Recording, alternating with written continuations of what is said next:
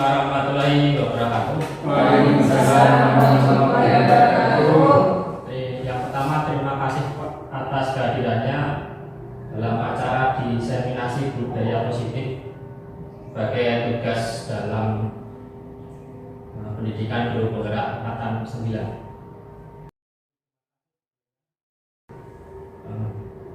Di sini saya akan menyampaikan hasil pembelajaran dari modul 1.4 budaya positif yang saya harapkan bisa mulai dikembangkan atau dijalankan di sekolah SMP Negeri 2 Sukabumi. Yang pertama yang perlu saya sampaikan ini, ada beberapa hal yang ingin saya ingin sampaikan dalam kesempatan ini. Yang pertama tentang budaya positif. Mungkin Bapak Ibu ada yang pernah mendengar atau pernah mempelajari budaya positif di lain tempat atau di workshop yang lain. Mungkin ada yang pernah. Di mana? Di SD Sukabumi Raya satu. Kira-kira apa yang dimaksud dengan budaya positif? Guru tidak boleh memukul siswa. Iya. Terus ya, tidak boleh marahi siswa. Ya, itu adalah salah satu budaya positif. Sebenarnya masih banyak lagi. Ini ada sebuah pertanyaan yang mungkin Bapak Ibu bisa jawab setuju atau tidak dari pernyataan yang berikut. Yang nomor 1, hukuman dapat mendisiplinkan anak. Menurut Bapak Ibu, apakah pernyataan ini disetujui atau tidak disetujui? Setuju. Ada yang setuju, bisa memberikan alasannya? Hukuman? Kalau untuk memberikan hukuman, tetapi hukuman itu sendiri bersifat positif, mendidik, maka hendaknya di sekolah itu diperbolehkan atau bisa dilaksanakan. Berarti ada hukuman negatif, ada positif. Insya Allah ada. Ya, nanti kita pelajari apakah ada hukuman positif, ada hukuman negatif. Yang kedua, pemberian hukuman dalam hal positif seperti membaca, membersihkan halaman sekolah dapat meningkatkan disiplin anak. Menurut Bapak Ibu, setuju atau tidak? Setuju. Ya. Ya, nanti kita belajar tentang budaya positif, apakah ini setuju atau tidak. Kemudian yang ketiga, memberi penghargaan dapat meningkatkan motivasi belajar anak. Setuju. Ya.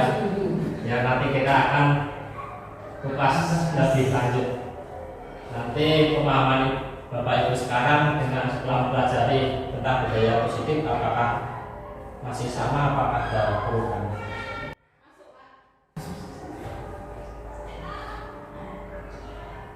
Ke berikutnya, ini sebuah perumpamaan paradigma perubahan. Bisa Bapak Ibu praktekkan sendiri. Ada, misalnya bisa dengan sebangku. Ada, kita mempunyai suatu hal yang penting, misalnya rahasia diri kita ditulis di kepala tangan. Kemudian kita pegang. Kemudian teman lain berusaha untuk mengetahui rahasia yang kita sembunyikan dari orang lain. Apakah Bapak Ibu dengan mudahnya memberikan atau melepaskan telapak tangan itu untuk dilihat kepada orang lain? Tidak, Pak. Ya. Kalau sifatnya memang benar-benar rahasia. Ya, rahasia. Kenapa? Karena rahasia itu sendiri takut bocor. Ya. Masih diketahui orang banyak. Ya. Diketahui umum. Kemudian kalau sudah diketahui hal tersebut sifatnya agak negatif, terus akan menjadi fitnah. Misalnya ada orang lain yang berusaha untuk membukanya, apakah dengan mudahnya Bapak Ibu membuka telapak tangan itu sehingga orang lain bisa tahu rahasia yang Bapak Ibu simpan? Tidak juga ya. Lagi satu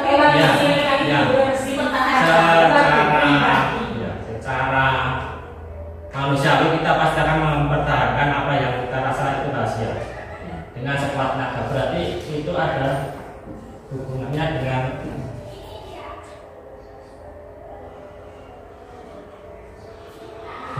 ilusi kontrol. Bahwa kita selama ini telah berada dalam ilusi kontrol. Dan yang pertama, ilusi kontrol adalah guru itu mengontrol murid. Itu ilusi yang pertama. Sebenarnya murid itu punya kemauan diri sendiri. Jadi misalnya kita paksa untuk melakukan sesuatu, sedangkan muridnya tidak mau, seperti pelantangan, muridnya tetap mengepal, tidak mau membuka atau memberi jalan untuk guru untuk membuat perubahan. Kalau muridnya tetap aja menggenggam tangan, tidak mau menerima beban, pasti juga akan sulit. Guru dalam mengontrol murid itu tidak bisa. Berarti harus ada murid itu, dari dalam diri murid itu sendiri ada kemauan untuk membuka tangannya, untuk menerima perubahan dari guru. Itu yang dimaksud ilusi guru mengontrol. Jadi sebenarnya guru itu tidak bisa mengontrol murid. Cuma bisa ketika murid menerima apa yang guru tersebut mau berikan. Itu ilusi kontrol. Yang kedua, kritik membuat orang merasa bersalah dapat mematahkan karakter. Itu juga sebuah ilusi, sebenarnya tidak bisa dilakukan. Karena dengan mengkritik dan membuat orang merasa bersalah itu tidak akan menguatkan karakter, tapi cuma akan kebalikannya, akan menurunkan karakter. Kemudian yang ketiga, ilusi bahwa semua penguatan positif, efektif dan bermanfaat. Mungkin salah satunya pemberian hadiah ya. Nanti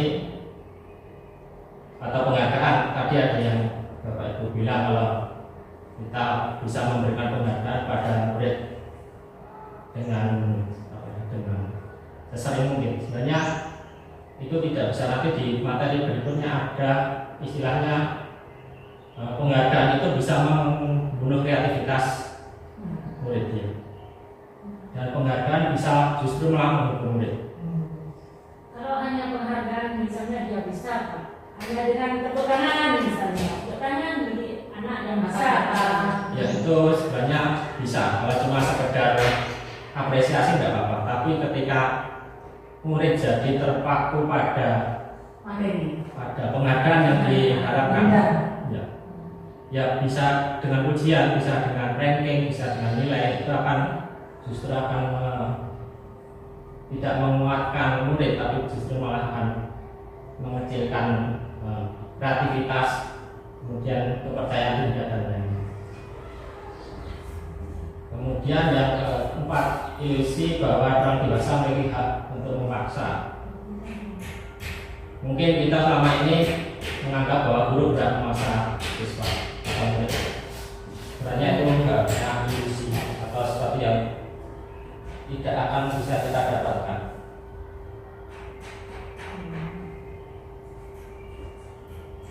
Slide berikutnya ini adalah bagian teori kontrol ya tadi Dr. Ian Glaser, bahwa kontrol itu terdiri dari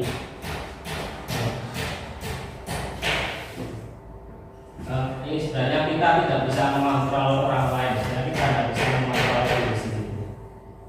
Nanti ini ke disiplin, bahwa disiplin itu tidak bisa ditentukan oleh orang luar, tapi disiplin itu hanya bisa ditumbuhkan dalam diri sendiri. Misalnya dalam disiplin tepat waktu itu tidak bisa dikontrol oleh orang lain. Nanti yang bisa mengontrol itu cuma diri sendiri. Karena ketika yang mengontrol orang lain itu bukan lagi disiplin, tapi hanya yang takut atau memenuhi kewajiban saja dan tidak dari dalam diri. Kemudian ada semua perilaku memiliki tujuan, ada motivasi. Ini dimotivasinya. Ada untuk menghindari hukuman, untuk mendapat imbalan. Jika terjadi tidak disiplin, tidak dari diri sendiri, dari luar, nanti akan cuma munculnya ini. Misalnya kita tidak tepat waktu, nanti akan alasannya cuma karena ini, tidak karena kesadaran diri sendiri, karena untuk menghindari hukuman, untuk mendapat imbalan, nah itu. Yang perlu itu yang ini untuk ketiga, motivasi karena menghargai diri sendiri. Karena yang ini kan dari eksternal, yang ini yang dari internal. Nanti ke arahnya ke keyakinan kelas dan kesepakatan kelas untuk ikut sertakan di kelas. Kemudian terus ada model posisi kontrol, itu nanti kita pelajari lagi. Ada guru sebagai posisi penghukum, ada pembuat rasa bersalah, ada posisi teman, ada pemantau, dan ada yang mengatur. Nanti kita pelajari lagi. Dan kebutuhan dasar ada 5. Kebutuhan dasar nanti dihubungkan dengan keyakinan kelas. Dasar kita disiplin ini sangat disiplin. Ya Bapak Ibu pelajaran sudah mana di sini. Yang berarti dari diri sendiri. Kemudian nilai-nilai universal itu adalah sesuatu yang dianggap baik. Nanti ini ke arahnya ke keyakinan dan kesepakatan kelas. Jadi untuk merdeka belajar itu tidak diperkenankan, bukan tidak diperkenankan, tapi sebaiknya tidak menggunakan peraturan secara langsung, tapi membuat keyakinan dan kesepakatan bersama. Mungkin ada yang tahu perbedaan peraturan dan kesepakatan? Ya. Kalau peraturan itu yaitu sesuatu komitmen yang harus dikerjakan atau dilibatkan oleh segenap warga sekolah. Yang sifatnya lebih umum. Kalau komitmen itu keyakinan bisa dilaksanakan antara dua orang, dua atau beberapa orang saja. Mungkin ada Yang lain, teman-teman. ya mungkin sedikit saya luruskan kalau peraturan itu bersifat memaksa dan spesifik terhadap hal tertentu dan bersifat eksternal. Kalau keyakinan itu biasanya dari diri sendiri atau kesepakatan bersama.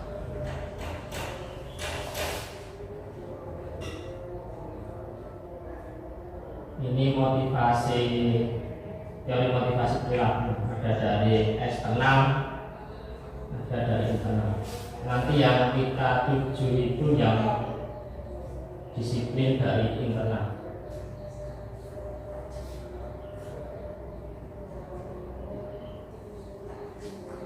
Ini makna merdeka menurut diri Hajar.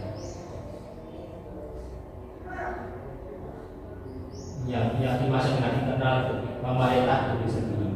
Jadi nanti diharapkan murid itu melakukan sesuatu bukan karena paksaan atau karena takut, tapi karena kesadaran diri sendiri.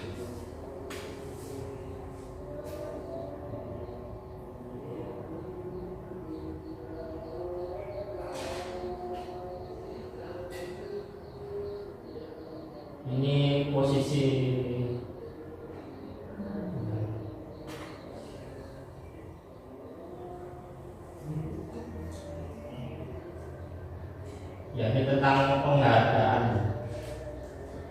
Ini yang kita bahas tadi tentang penghargaan itu bisa menghukum.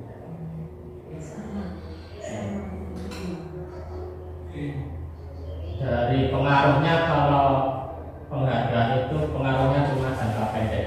Ketika penghargaan itu dihilangkan, nanti murid tidak lagi terdorong untuk melakukan sesuatu. Misalnya setiap hari Ibu A memberi pekerjaan, misalnya tugas, ketika mengerjakan kemudian dikasih dengan berupa hadiah, misalnya permen saja ya. Iya. Sederhana. Tetapi suatu ketika ibu itu lupa membawa permen dan tidak memberi penghargaan kepada siswa yang sudah mengerjakan tugas, nanti akan ada perasaan yang berbeda ketika harus mengerjakan tugas tanpa adanya penghargaan. Kalau di TK biasanya dikasih bintang saja. Ketika guru tidak memberi bintang, nanti akan menanyakan kenapa saya tidak diberi bintang padahal saya mengerjakan sesuatu. Yang dimaksud pengaruh jangka panjang dan jangka pendek. Kalau penghargaan ke arah jangka pendek, kalau disiplin dari dalam diri nanti ke jangka panjang. Kemudian penghargaan menghukum. Ketika penghargaan menghukum ya,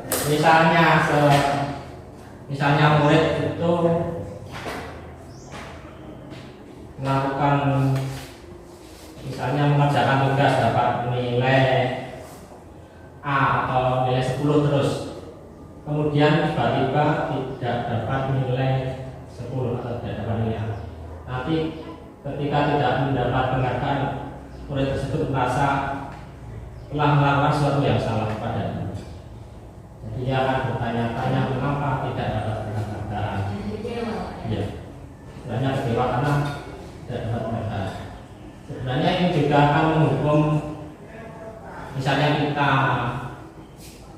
meranking ketika ada anak yang ranking 1, ketika yang 2 sampai 10 itu akan merasa dihukum karena tidak mendapat penghargaan. Misalnya ada rapat akhir semester, nanti yang diumumkan yang juara 1 semester ini si A, nanti murid yang lain akan merasa dihukum karena merasa tidak bisa seperti yang A, atau merasa yang minder, merasa telah melakukan sesuatu yang salah pada diri. Karena di Merdeka Belajar itu melakukan kesalahan itu tidak apa-apa sebagai proses pembelajaran. Berarti di dalam itu Merdeka itu Pak rapot tidak boleh dicantumkan rankingnya kalau Tidak boleh, sebenarnya dari dulu kan tidak boleh. Rankingan itu tidak boleh. Makanya dari mulai KTSP kan ada deskripsi. Jadi mungkin ke depannya akan ada penghilangan ini. Kemudian ketiga, penghargaan mengurangi ketepatan. Ya sama seperti tadi, ketika siswa tidak dapat penghargaan, nanti akan mengerjakan sesuatu dengan tidak sungguh-sungguh, tidak serius.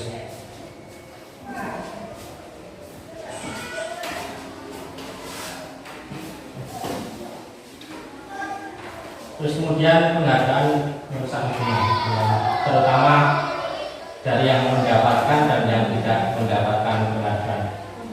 Jadi ketika dalam khususnya diskusi kelompok itu tidak boleh hanya menonjolkan satu orang, misalnya yang presentasi satu, nanti yang dipuji atau dikasih penghargaan cuma satu orang. Itu penghargaan yang menghukum. Maksudnya gimana Pak? Kalau misalnya diskusi itu tidak boleh hanya satu orang. Yang misalnya 4 orang bekerja dalam satu kelompok diskusi, kemudian presentasinya cuma satu, kemudian kita cuma memberi penghargaan pada yang menyampaikan. Jadi kalau mau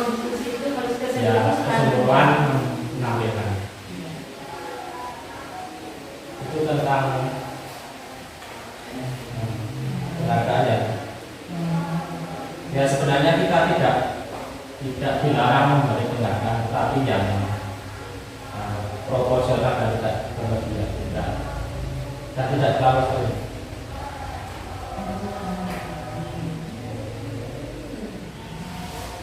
Tidak ada banyak lagi ya penghargaan yang menurunkan kualitas, mematikan kreativitas, dan itu yang penting mengurangi motivasi dalam diri.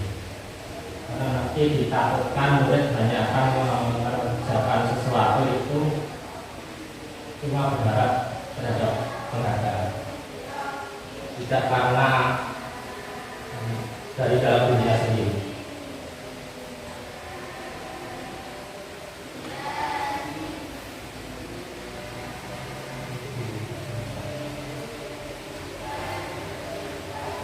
Bisa Bapak Ibu perhatikan kalimat berikut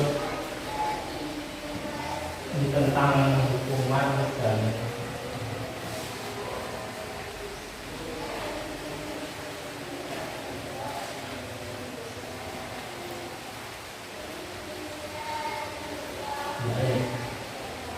mencatat 100 kali dalam buku. Kalimat saya tidak akan terlambat lagi, karena terlambat setelah itu hukuman atau konsekuensi.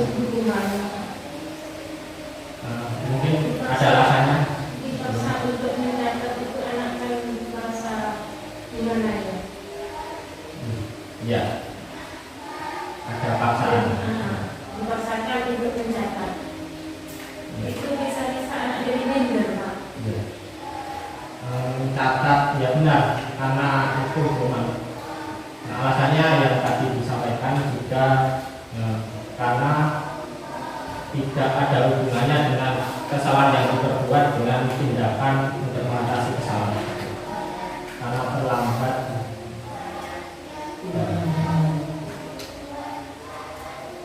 Kemudian lari lapangan basket 2 kali karena terlambat. Ya, ini hukuman. Murid diminta untuk usap 15 kali karena hukuman. Menggantikan kertas tugas teman yang telah dijerat-jerat.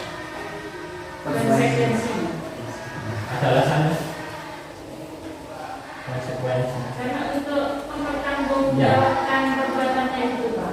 Ya, karena itu adalah tindakan untuk memperbaiki kesalahan yang dilakukan. Dan ada hubungan.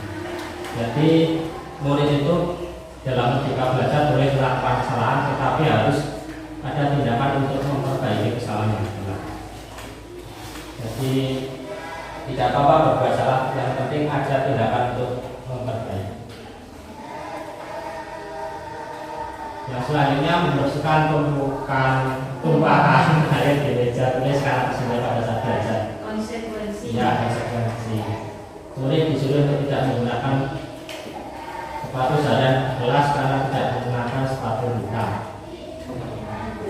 Ya, hukuman. Lari mengelilingi Hukuman. Lari mengelilingi lapangan. lambat 10 menit. Konsekuensi. Tapi kan pelajarannya Ya, video. konsekuensi karena PJOK. Oh, nanti itu. Iya. Karena ada hubungan.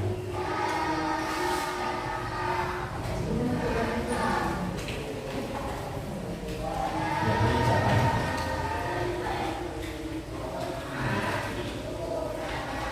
Ini perbedaan hukuman dan konsekuensi. Ya, bisa Bapak Ibu perhatikan.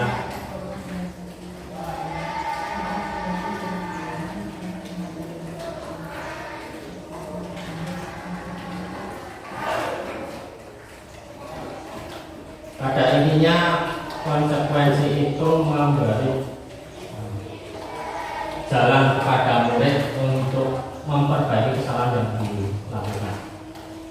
Nah, sedangkan hukuman itu cuma memberi tindakan yang tidak ada hubungannya dengan kesalahan yang dilakukan murid, dan kalau hukuman nanti efeknya itu akan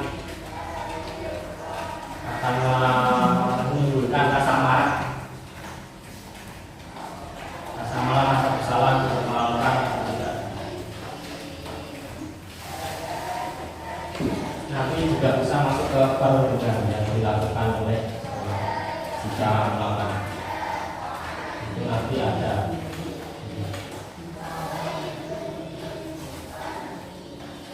kalau konsekuensi itu pilihan hak tidak nyaman dan tidak senang, tapi nanti harus ada jalan keluar untuk mengatasi masalah tersebut.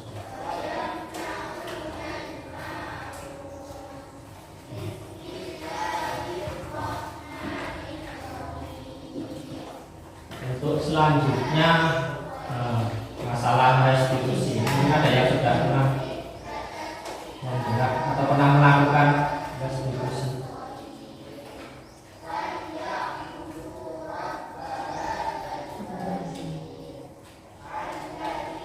Ya, ketika siswa melakukan suatu kesalahan, kita hendaknya melakukan restitusi dan memperbaiki kesalahan yang dilakukan.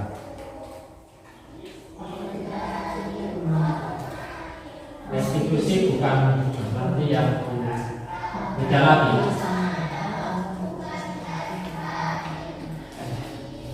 Kalau restitusi nanti mencari permasalahan, mencari sebab masalah, mencari jalan keluarnya dan bagaimana cara memperbaiki, itu restitusi. Kalau hukuman murid langsung diberi suatu tindakan yang tidak ada hubungannya dengan masalah. Jadi kalau hukuman itu untuk membuat rasa bersalah murid, kalau restitusi itu upaya untuk membuat murid bisa memperbaiki kesalahan yang dia lakukan sehingga tidak mengulanginya lagi.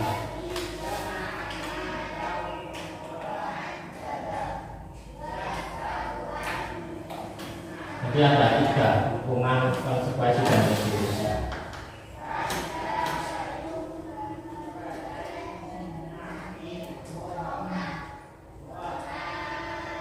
Ini perbedaannya yang ya, dengan kurikulum merdeka itu sebenarnya ingin mengeliminasi hukuman.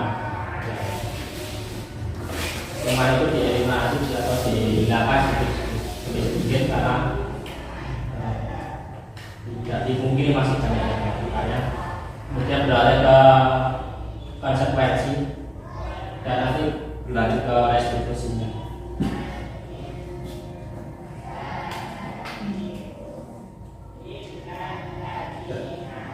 Ini ciri-ciri restitusi nanti bisa dilakukan, tapi yang perlu diingat restitusi itu bukan obat, bukan iklan obat pusing yang sekali minum langsung sembuh. Jadi kadang kita perlu melakukan restitusi pada anak itu bertahap. Misalnya ada anak yang terlambat, kita tanya sebabnya kenapa, kemudian bagaimana kedepannya biar tidak terlambat lagi. Mungkin ada beberapa anak yang bisa, tapi kadang kita temui beberapa anak yang tidak bisa langsung memperbaiki kesalahan, dan itu perlu dilakukan pengulangan restitusi. Jadi restitusi bukan barang instan. Konsekuensi itu masih bisa dilakukan. Konsekuensi masih bisa. Yang dihilangkan itu yang hukuman. Karena konsekuensi itu masih ada hubungannya dengan kesalahan. Cuma tidak ada upaya untuk memperbaiki kesalahan yang dilakukan. Kalau restitusi dengan sekaligus untuk mencari sebab-sebab tentang masalah yang dia hadapi siswa, kemudian sekaligus Mencari ada cara solusi. Ya, mencari cara untuk Belum paham Pak yang tadi yang kolaborasi. kolaborasi yang Dengan kolaborasi ya, restitusi ya. Ya, restitusi. mencari solusi. Jadi sebenarnya bukan hanya satu Yang guru. ada kolaborasi tadi.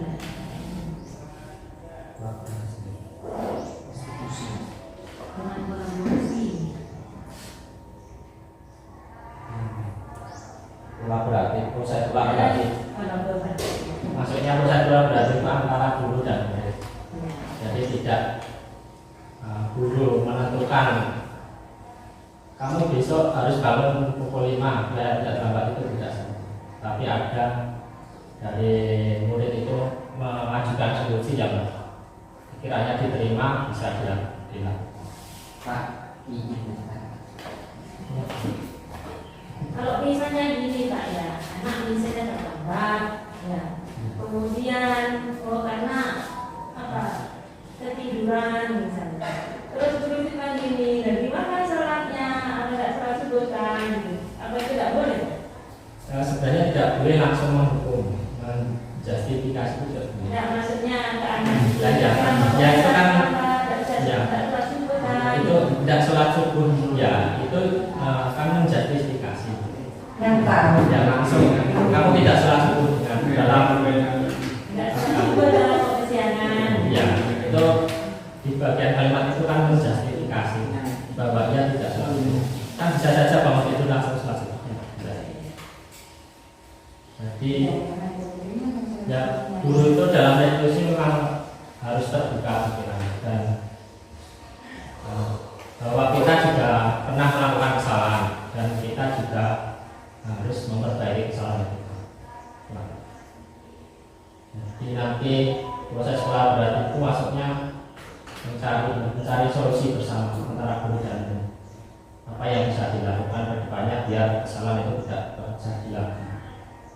Terus apakah kolaborasinya itu bisa dengan guru yang lain ya?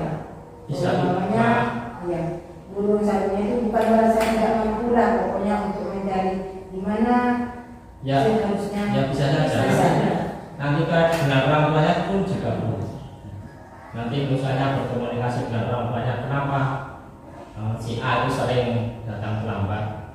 Misalnya kalau malam bantu orang tuanya jualan sayur kan. Memang ada kerjasama antara sekolah, keluarga, dan Ya. masyarakat. Kan itu Ya yang emang masalah, harus, ya. sebenarnya restitusi itu untuk semuanya. Tidak hanya antara satu guru dan satu murid, tapi guru, sekolah, lingkungan, keluarga. Sehingga muncul kesadaran diri yang dimaksud. Di akhirnya itu kesadaran diri, bukan suatu paksaan.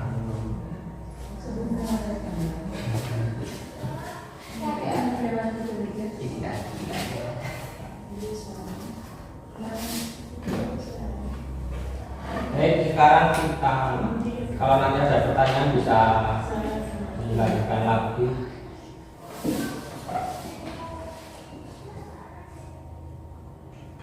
Sekarang ke bagian berikutnya tentang keyakinan kelas yang sebelumnya kita cuma kenal dengan peraturan sekolah yang bisa diperhatikan. Kalimat pertama, mengapa kita memiliki peraturan harus menggunakan jalur tidak mengendarai roda? Sebenarnya untuk peraturan itu hanya untuk mengingatkan, untuk mengingatkan agar kita itu selalu ingat untuk keselamatan, Berhati-hati dan waspada. Gitu. untuk keselamatan.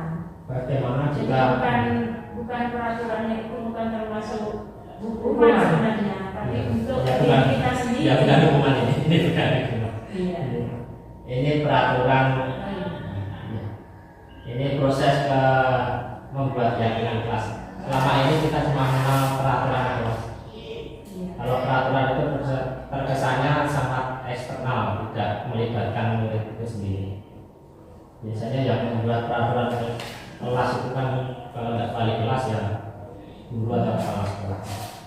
Dengan keyakinan kelas nanti murid merasa bahwa itu usul yang ingin dia sampaikan, sehingga nanti dengan kesadaran diri mereka akan mengikuti keyakinan yang dibuat mereka sendiri. Itu maksud.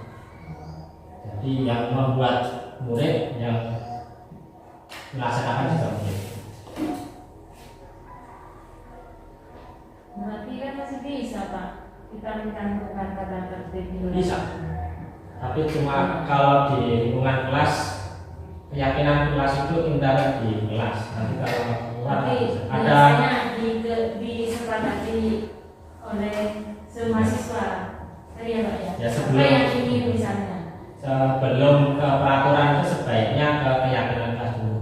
Ya. Apa yang diyakini, nanti kemudian ada apa yang disepakati, terus secara konkretnya itu nanti ke peraturannya. Misalnya di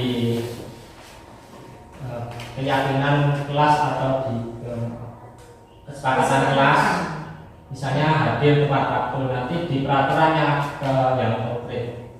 Kalau keyakinan kan masih abstrak, hadir tepat waktu. Nanti kalau yang peraturannya itu hadir maksimal pukul 7.30. 15 menit sebelum kehadiran Ya, itu ke peraturan. Kalau keyakinan kesepakatan itu masih.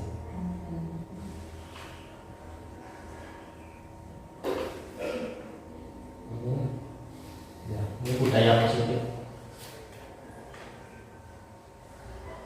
Pertama yang dibuat itu peraturan keyakinan kelas atau harusnya keyakinan kelas, kesepakatan kelas, nanti akan muncul lingkungan sekolah yang positif dan nanti akan membentuk sebuah budaya positif.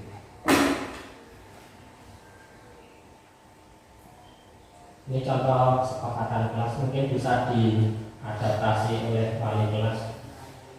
Ini kita. Ya, semuanya kalau kesepakatan kelas itu menggunakan kalimat yang abstrak. kami mau semangat juga dan menulis apa yang jadi dengan Nanti diharapkan ketika ada yang dalam satu kelas itu melanggar kesepakatan, itu yang menegur bukan gurunya tapi temannya sendiri karena melanggar kesepakatan.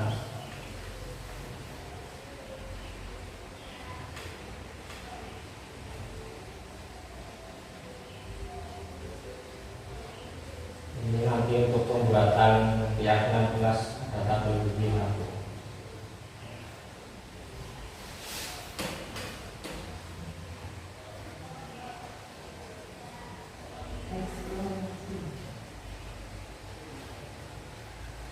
Ini tentang kebutuhan dasar manusia. Nanti dihubungkan dengan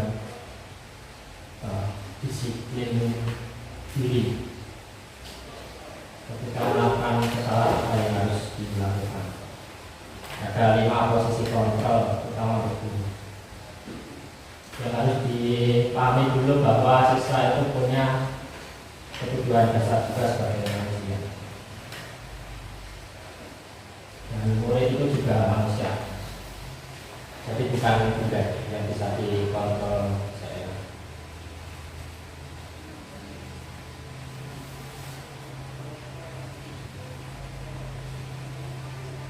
Nah, posisi kontrol ini ya ada. Posisi dulu ada 5. Dari penghukum, pembuat rasa bersalah, menjadi teman, pemantau, dan manajer. Sebenarnya ini dikondisikan sesuai dengan keadaan, tapi alangkah lebih baiknya jika ke arah yang sini, ke arah mana? Ya, mungkin ini bisa sebagai penghukum dan pembatasan bersalah itu bisa dikurangi. Penghukum biasanya mengkaji, menunjuk, menyakiti, menyindir, dan contoh ini yang biasa diucapkan, awas kamu, dan ancaman. Nanti hasilnya akan menurut teori posisi kontrol akan hasilnya bukan sebagai kesadaran diri tetapi sebagai penolakan terhadap peraturan, memberontak, menyalahkan orang lain. Kemudian ada juga posisi kontrol sebagai membuat rasa bersalah. Ini contohnya kata-kata yang biasa digunakan, kamu seharusnya bisa seperti ini, kamu seharusnya bisa seperti itu. Ibu kecewa kamu melakukan itu, ibu kecewa saya kecewa kamu tidak memiliki nilai yang bagus, itu sudah membuat rasa bersalah. Nanti munculnya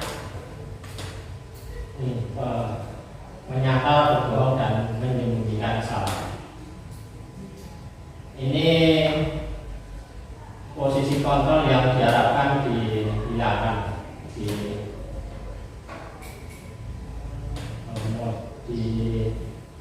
kurikulum sekarang, dan beralih ke paling tidak yang ini, paling tidak ya. Tapi kalau bisa yang paling bagus itu yang manajer.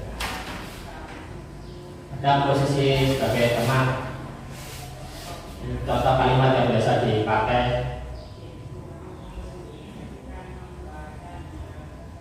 nanti akan timbulnya ya, tapi ya paling tidak kita tidak membuat murid itu merasa bersalah atau melakukan tindakan yang negatif. Yang paling bagus ya.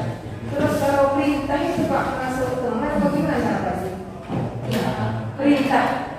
maafkan saya, Pak, murid tak boleh, Pak. Maksudnya Misalnya murid melakukan kesalahan, itu kan membuat rasa bersalah. Akhirnya murid bilang, maafkan saya ibu, gitu. ya sebenarnya boleh tergantung kesalahan. Kalau mungkin kesalahan yang kecil dan bisa diperbaiki, alangkah bagusnya tidak membuat atau malah menurunkan mental dari. Maksudnya murid sendiri yang Ya kalau murid sendiri kan tidak apa-apa, itu kesadaran dari diri. Situ kan. Tapi kalau orang lain yang atau gurunya yang berkata kamu salah, kamu harus minta maaf, itu yang tidak.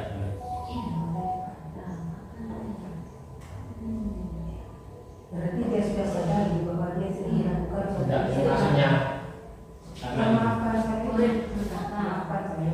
membuat rasa bersalah. kamu seharusnya Maafkan maafkan saya. saya.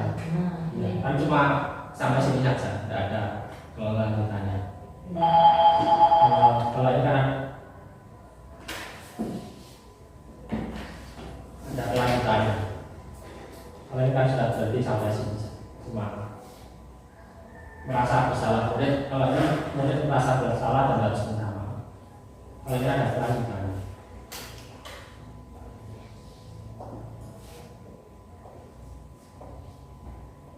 Tapi ini biasa untuk kalimat di kelas bawah. Kalau kelas atas mungkin lebih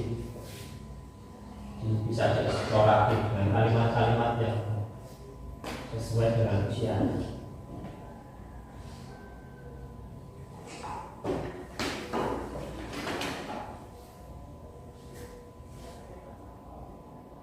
Kemudian ada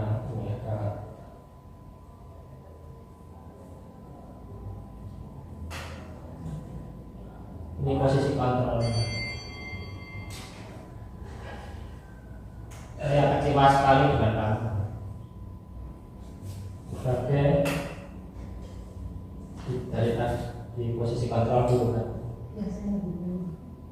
Ketika guru mengatakan saya kecewa sekali dengan kamu, berarti guru itu ada di posisi kontrol sebagai itu Pak, suratkan itu Pak.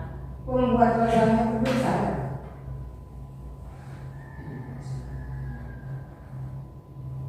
Bersalah. Membuat rasa bersalah. ya membuat rasa bersalah. Membuat rasa bersalah. Siapa yang Enggak, maksudnya posisi kontrolnya. Ini yang mengatakan guru semua. Itu sudah pernyataan. Guru yang mengatakan ketika siswa melakukan kesalahan, guru berkata saya kecewa sekali dengan kamu. Nanti posisi kontrol guru itu ya di Tadi itu Pak membuat orang bersalah. membuat rasa bersalah. Membuat rasa bersalah. Kamu tidak pernah benar melakukannya. Iya Ya, sama. sama. Membuat rasa bersalah juga. Bukan hukum. Bukan. Ayo lakukan demi ibu atau bapak. Berteman. Ya teman. Apakah kamu mau mendapatkan stiker bintang hari ini? Yang sebelumnya sebelum teman sebelum teman. Kurang Nah, ya. orang tahu. Ya.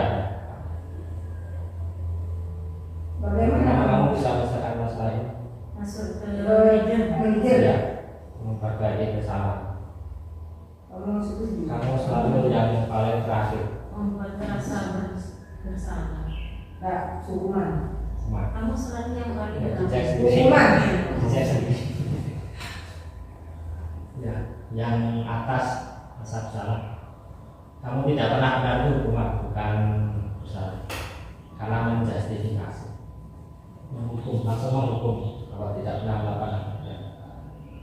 Jadi nanti sebenarnya bisa diposisikan, disesuaikan dengan keadaan. Ya paling tidak melakukan atau tidak memposisikan sebagai penghukum dan membuat merasa bersalah. Yang bisa kita lakukan ya sebagai teman, pemantau, kalau bisa sebagai manajer. Tapi ya harus disesuaikan dengan keadaan dia. Karena murid di sini dan di kota yang berbeda.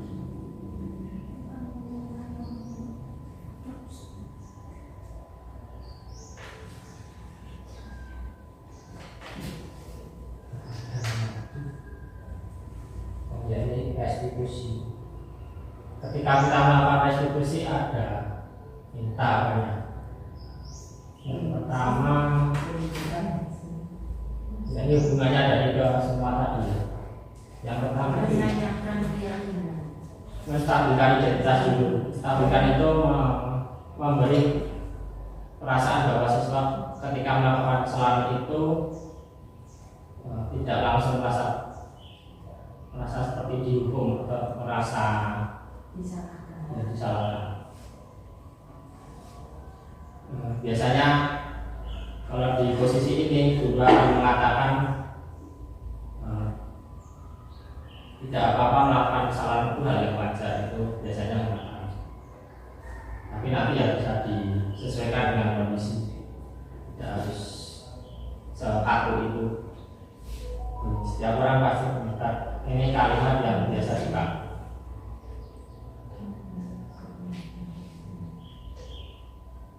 Tapi nanti bisa dimodifikasi kata. Yang penting tidak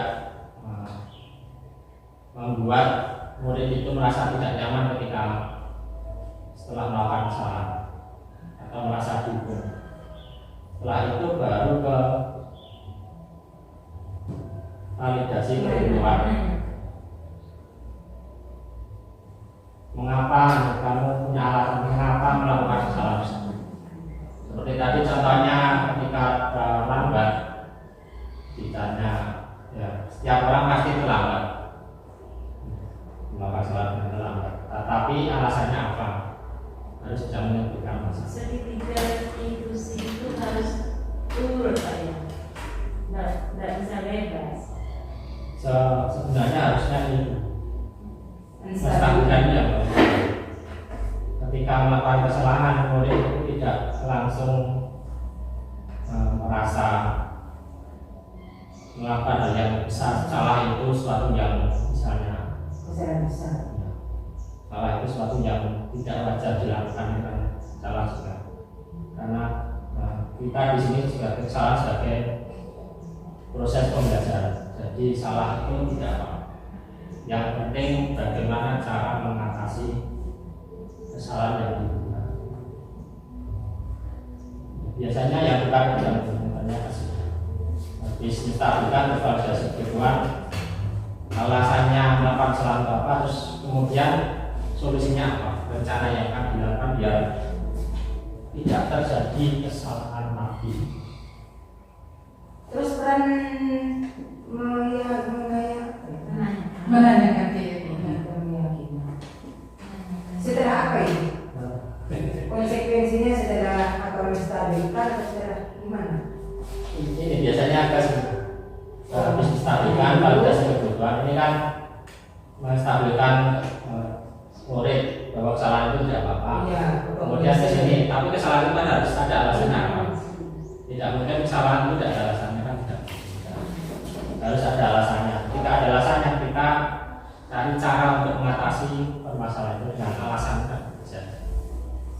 Misalnya murid tidak atau atau sering terlambat, itu alasannya kenapa? Kalau malam misalnya main game, Anda bisa bicara. Kalau main game tidak malam, cuma sampai pukul berapa. Jadi urutannya biasanya dipakai seperti itu. Tetapi yang rutin lagi ya, restitusi bukan obat yang ajaib. Tergantung kondisi siswa dan bisa dilakukan berulang kali, tidak hanya sekali.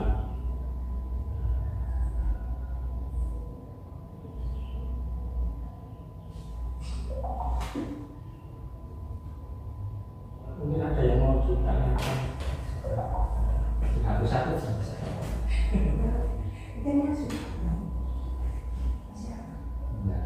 Ini cuma contoh. Ini contoh kalimat yang digunakan untuk statuskan.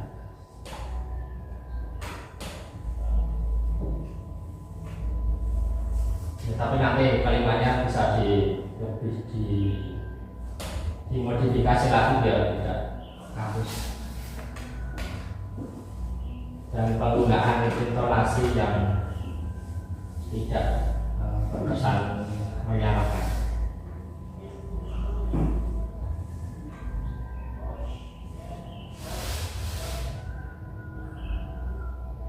Validasi kebutuhan. Misalnya kalau tanya apa saja.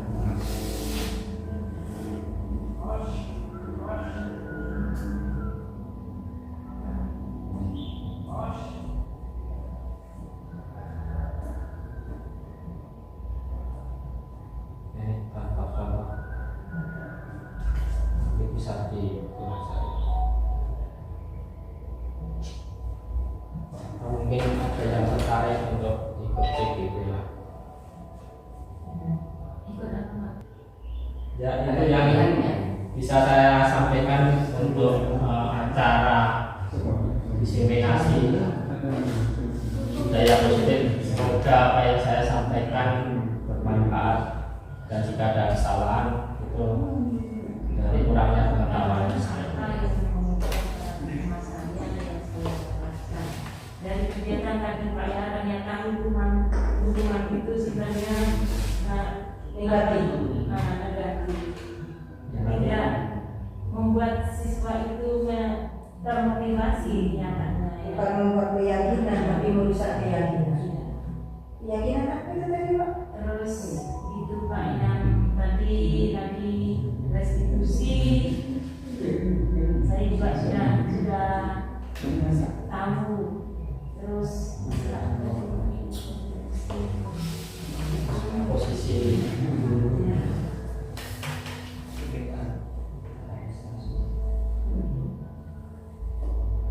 terima kasih atas waktu yang diberikan. Semoga apa yang saya sampaikan bisa bermanfaat dan bisa dilaksanakan di SMP di 2 Sekolah.